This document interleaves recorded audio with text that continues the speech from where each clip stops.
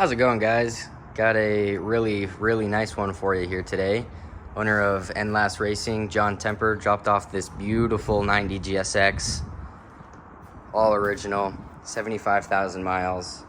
Gonna go through the vehicle for him, do some maintenance items, timing belt, water pump, just go through the entire vehicle, make sure it's 100%.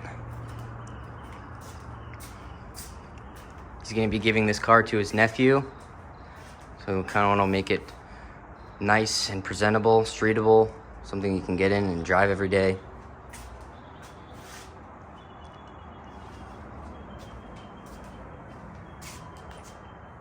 Beautiful interior. Here's the mileage.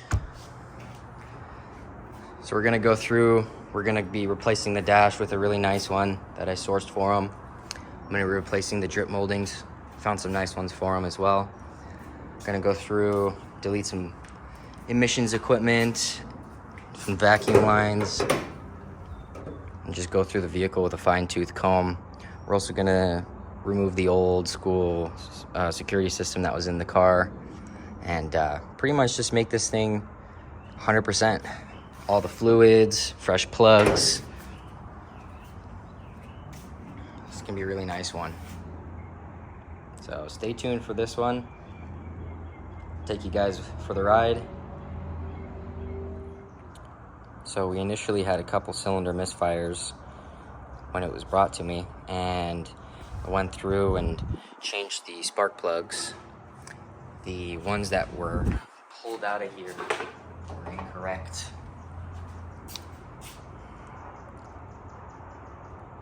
So factory calls for a BPR6ES, but us DSMers, we typically like to put a BR6ES. So it's a non-protruding electrode, mainly for boost.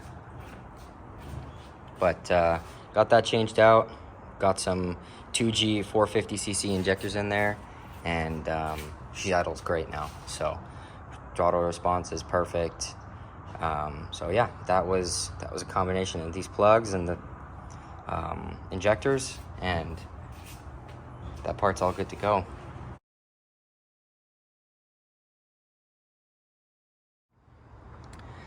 So we're gonna slowly make our way, get all of this security system removed, get all of that cleaned up and out of here.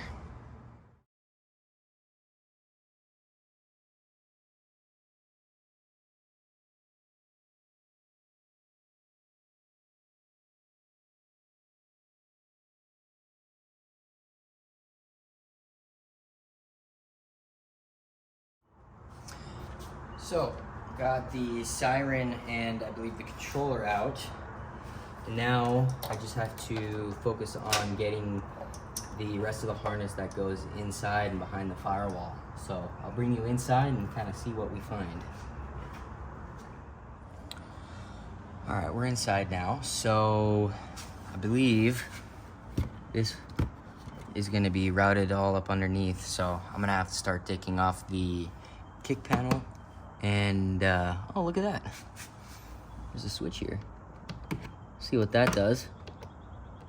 It's like a one. Huh. There's a ground here as well. So, it's probably gonna be some goodies underneath this kick panel here. So, let's take that out and see what we got.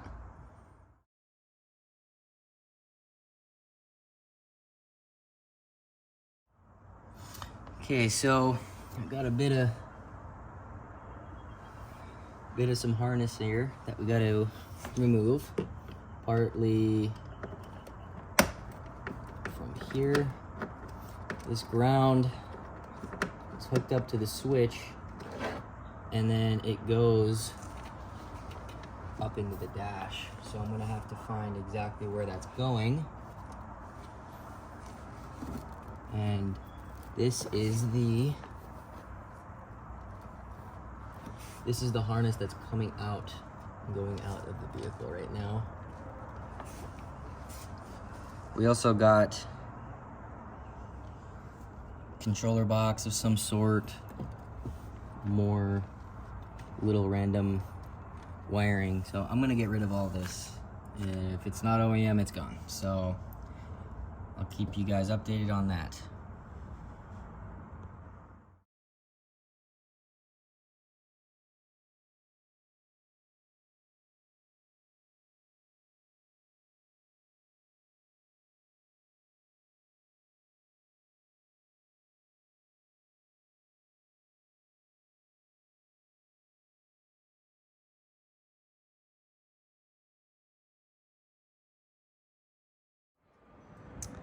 Holy cow. Got the security system out. This is crazy old school Alpine mobile security system. Crazy. Strewn about the whole entire car. So I had to blow up part of the interior here to get to everything. So now the only thing I have left is just this junction harness here to pull out through the firewall. So everything else is good to go now. So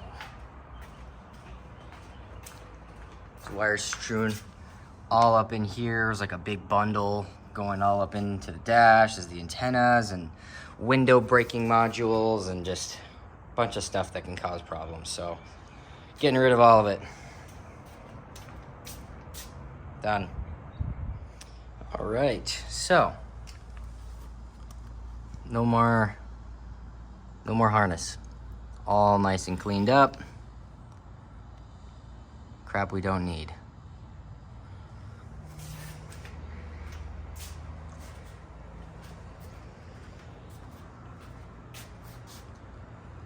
Nice.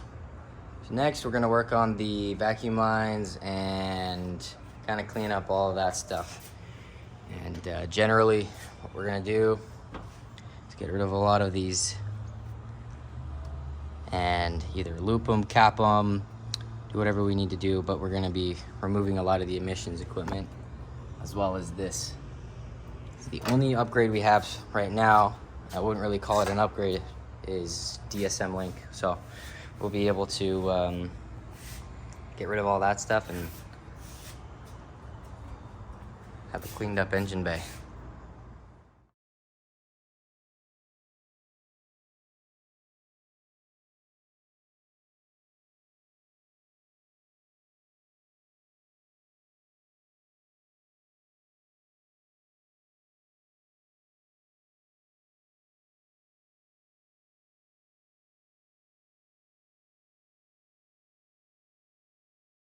So got the majority of the vacuum lines removed. This is about 90% of it. We do need to keep some, obviously, for the wastegate, blow-off valve, fuel pressure regulator, and pretty much the open T's on the throttle body will be looped and capped, and all of this stuff it's pretty much unused now. So cleans up the engine bay a lot, and yeah, so that's that. Also kind of gets rid of some reliability problems in such a way that, like, all these T's, all these connections that run under the intake manifold, and you know, over time they like to break. Like, for instance, this one for sure was already on its way out, you know. So all these little stuff can lead to boost leaks and just running issues. So we're gonna get rid of them and call it that. So next up is the dash removal. I already have some of it partially removed from removing the security system yesterday, but we're replacing it due to this large crater. It's very common on these that sit in the sun for a long time, so got a nice uncracked dash we're gonna put in there for them, and take you along for the ride.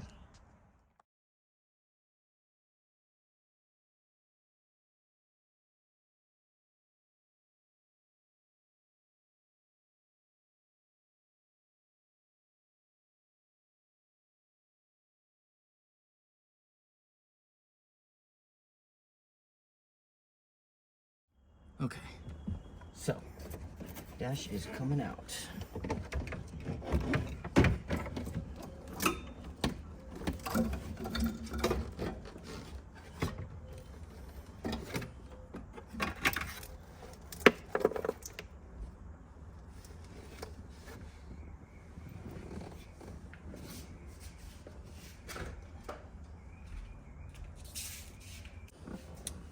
There we have it, dashless 1G.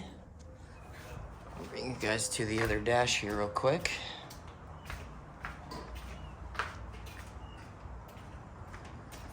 So, it's a slight color difference as well.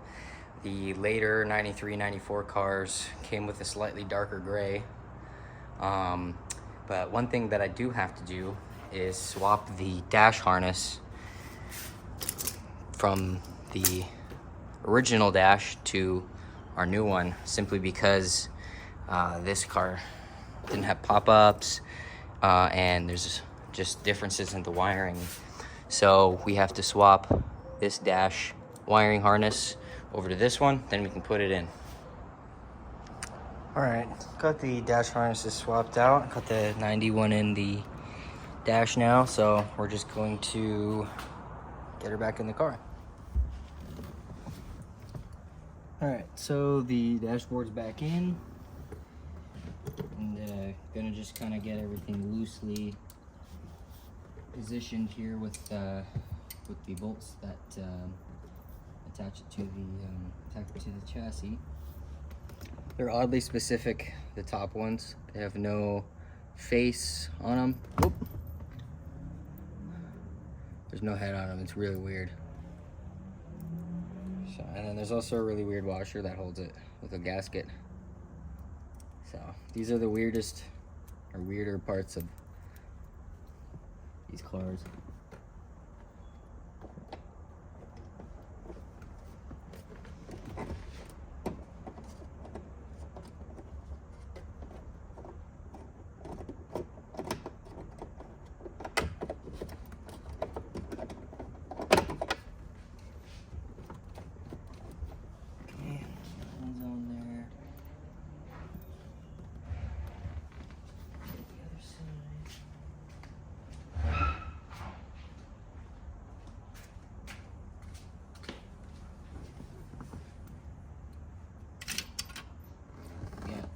Weird one.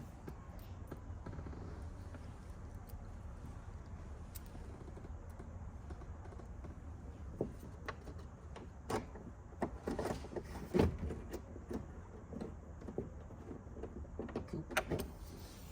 All right, time to get the rest of this bolt.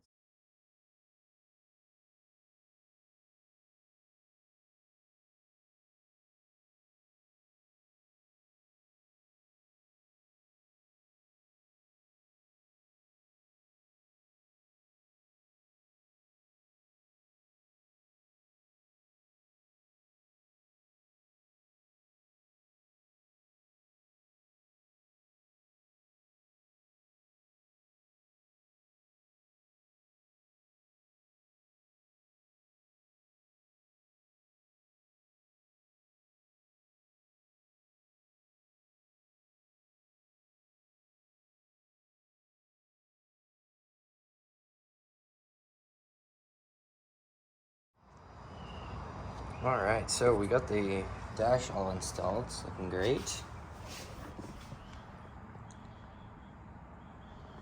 That's where the wideband's gonna sit.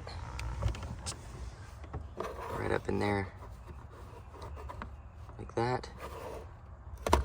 But that way he can close it up and hide it away and not worry about a visible gauge. So yeah, interior's all good to go. The only thing I got to work on next is the lock cylinder and get the door reassembled, and that part will be good to go. So next up is a timing belt and water pump service. I'm going to be using all new OEM components. Also going to be taking care of a new fuel pump install. But OEM is the best way. So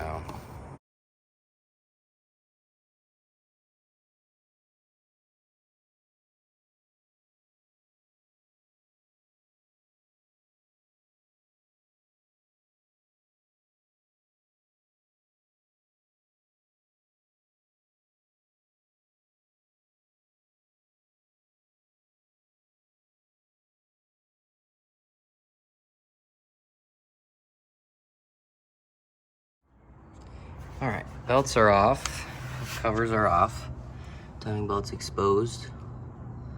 I'm gonna go ahead and get everything removed here, get everything cleaned up. I'm probably gonna replace the front main seal as well, just in case. This oil, or I guess residual, was from a bad power steering leak.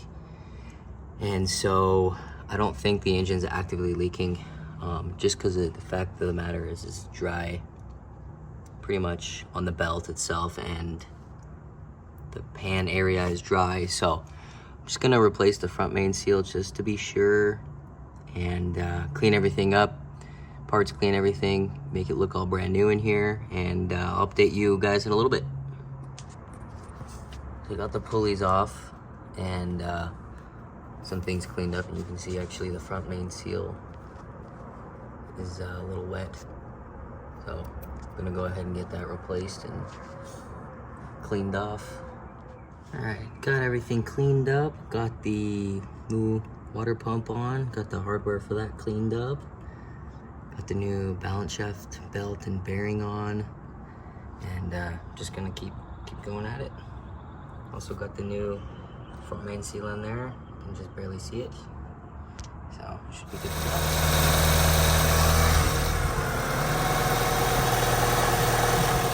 All right, so timing belt is done. Everything's back together.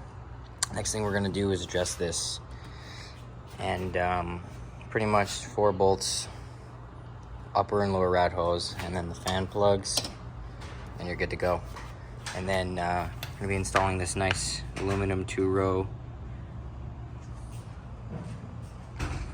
So upgraded cooling a little bit. All right, so today we got the drip moldings replaced. Pretty easy to remove. There's just some Phillips along the top there. Those pop out, and good to go on that. Also went ahead and took care of the wideband, little sneaky wideband in there. So it's mounted up nice. And so now the next thing we're going to address is the door locks. So I already went ahead and replaced the mechanism inside. It was busted. So now it locks, unlocks. Good to go on that side. So I just got to do the other side, and then that part should be good to go. Another thing we addressed this morning was the pop-up rod. Passenger side was busted, so got that all good to go for him. So next, put a tune-up in this thing. Got the rad filled up, looking good, and that's pretty much it.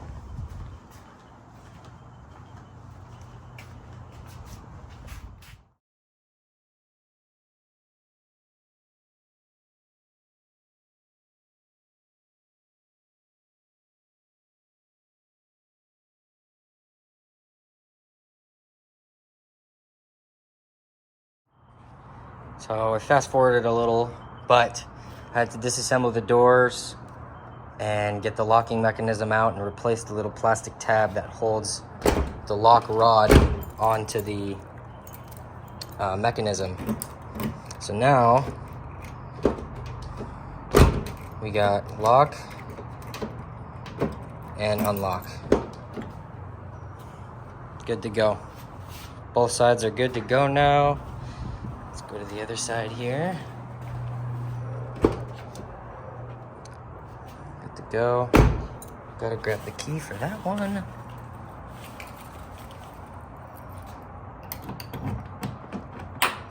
Lock, unlock. Perfect. All right, so one of the last final things that we're gonna be doing is changing the fuel pump. And I'm gonna go ahead and get that. It's just under these covers here. Go ahead and get the spare tire out and get to the access hatch. All right, got it cleaned off. Would you look how beautiful it is? First of all, usually all these all-wheel drive sending units look rough. This one still has the original paint on the bolts. It's crazy. I guarantee the original fuel pump's in here. What's going on, everyone? So last minute little repair. The power steering pump decided to leak everywhere.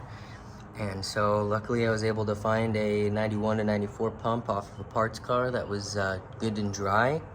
And as I was tearing off this line, you could tell someone tried to do some weird repair, and it actually destroyed the crush washer. And I'll show you, I'll explain it to you here. Essentially, get that zoomed in there. So this isn't factory. These crush washers aren't supposed to be there on a Mitsubishi pump like this, and someone decided to put crush washers on the top and the bottom and not replace the internal seals. And this is actually loose as well. This comes loose from the pump itself. This entire body was loose, and this was crushed onto the banjo fitting pretty much. So kind of like this here. And this isn't the correct way to go about fixing the pump. And so thankfully I had one that was good, OEM hardware on that. It's a crush washer and O-rings, nothing else. If it leaks, it's because the O-rings are bad. So I just started the car up, filled it up, went lock to lock, and so far she's dry. So I'm gonna test it out and we'll see how that goes. So I forgot to take a few final videos of the vehicle, but here it is getting picked up. Everything's all finished on it, good to go, tuned, serviced. It's on about 12 pounds and should be a great everyday driver pretty much. So anyway, that's it. Thank you guys.